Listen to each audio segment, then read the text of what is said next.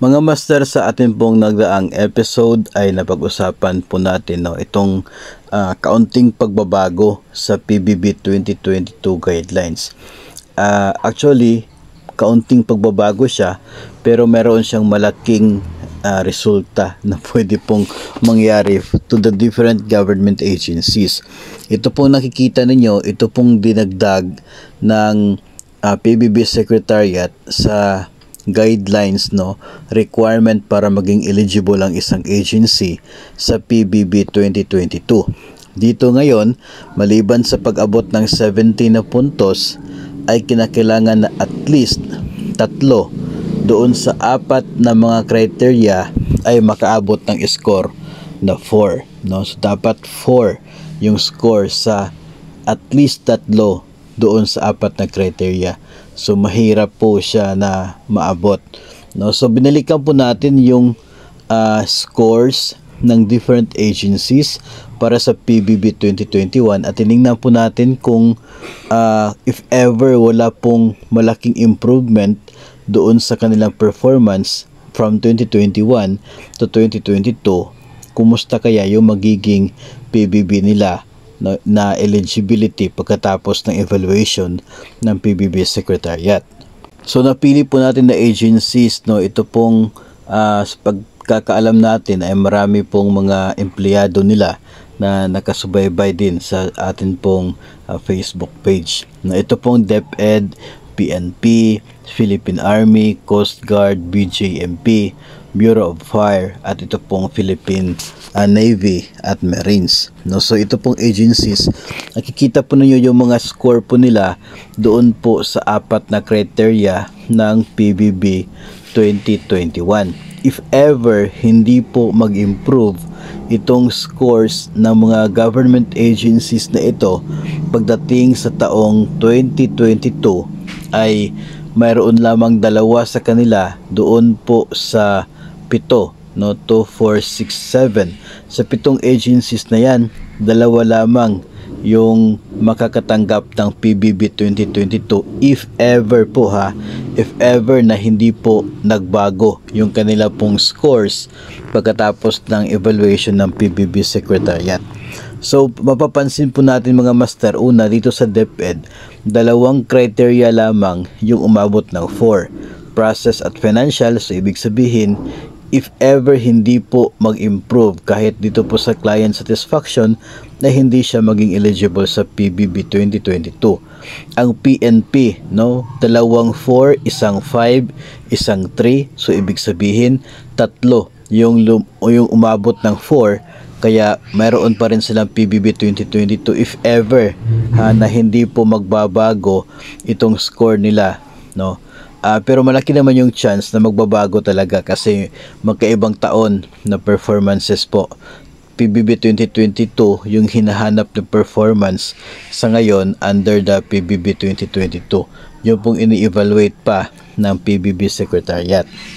Ito namang Philippine Army, Coast Guard at BGMP ay pare-parehong tig-2 criteria lamang yung umabot ng 4 na score. So again, if ever hindi po ito mag-improve, so namimiligro sila para sa PBB 2022.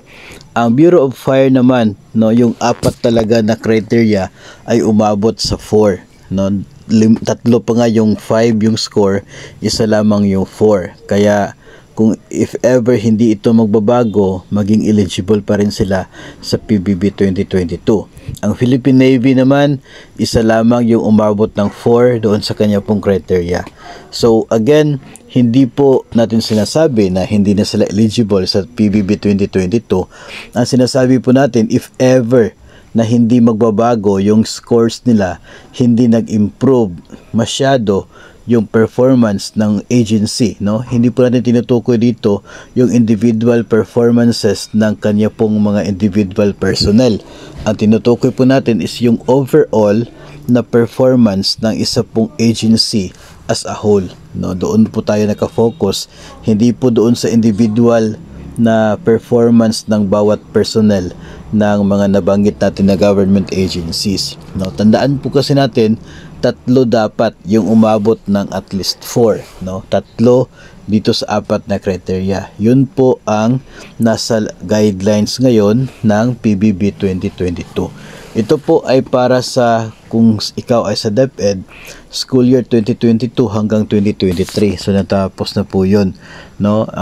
For the fiscal year 2022 na performance-based bonus. So yun po yung isa pong pagbabago ng guidelines, and we are looking forward na sana yung mga government agencies tumaas po sana yung kanilang score, no? Sana naabot po nila yung mas mataas na standards ngayon sa PBB 2022 para maging eligible pa rin yung kanya po mga personnel. Wala po tayong duda doon sa individual performances, no? Dahil alam po natin na bawat empleyado ay tinitiyak na nagagawa yung kanya pong tungkulin. Ang problema po natin is to pagdating sa overall na performance ng isang agency.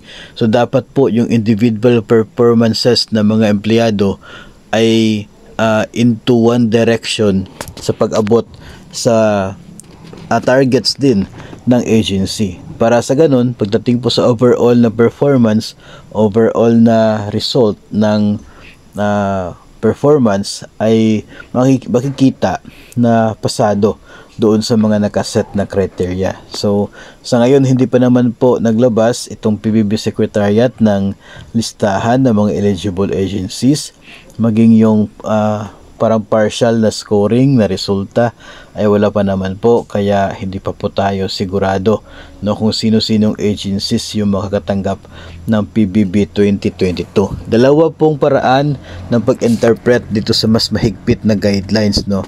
Pwede po nating isipin na sinasadya para hindi na maging eligible yung mga empleyado sa PBB, or pwede din po nating isipin na mas tinaasan ng gobyerno yung kanyang expectation doon sa mga actual na performances ng mga government agencies, which means na nagdidemand ito ng mas mabuti pang serbisyo para sa mga kliyente na siniserbisyuhan ng iba't ibang government agencies. So, patuloy pa rin po tayo mag-monitor dito po sa PBB 2022 na ongoing evaluation ng PBB Secretariat para sa oras po na lalabas itong scorecards, no, yung magiging eligibility ng bawat government agencies ay atin po maihahatid sa inyo.